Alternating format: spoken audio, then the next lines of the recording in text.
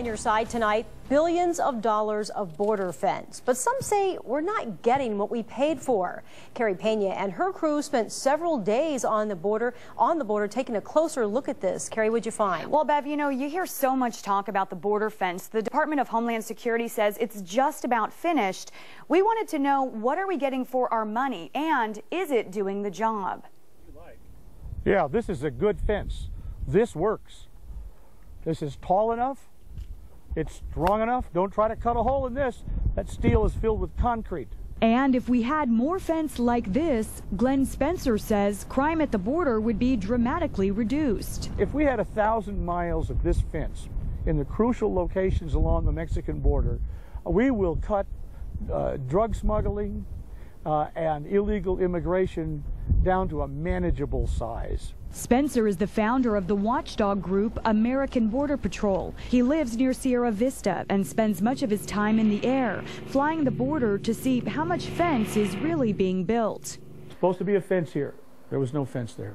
The Secure Fence Act of 2006 called for 700 miles of double reinforced fence like this to be built along the border from California to Texas, costing an estimated $2.1 billion. But it's up to the Department of Homeland Security, now headed up by Janet Napolitano, to decide how much fence still needs to be built and what kind of fence it should be. Is the border fence working?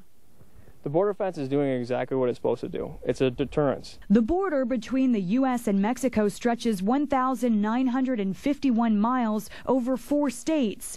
The Department of Homeland Security says so far it has built roughly 526 miles of fence. Fencing works. Agent Mike Scioli says the fence has made a huge difference. Before, in some spots, we had barbed wire here. Maybe we didn't even have barbed wire in some spots. So this is definitely an advantage for us.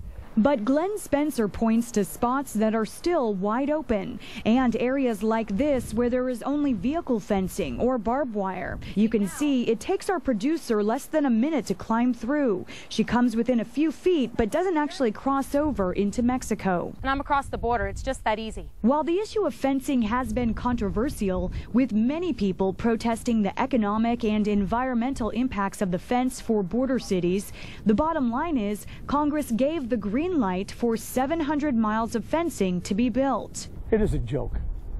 Vehicle barriers, they don't even stop vehicles. But Glenn Spencer says taxpayers are not getting their money's worth. No, they haven't built that much fence. And much of what they're claiming is a fence isn't a fence at all. Well, the Border Patrol and Glenn Spencer agree that fencing does work, but the issue is what type of fencing. And for more information about Glenn Spencer's group, you can go to our website, azfamily.com. Just click on the 3 on your side link. This story has people talking on Twitter tonight. Want to share some of those comments with you. Dave Allen from Mesa says fences, just like locks, keeps the honest, not bigger or better. Just monitor them efficiently.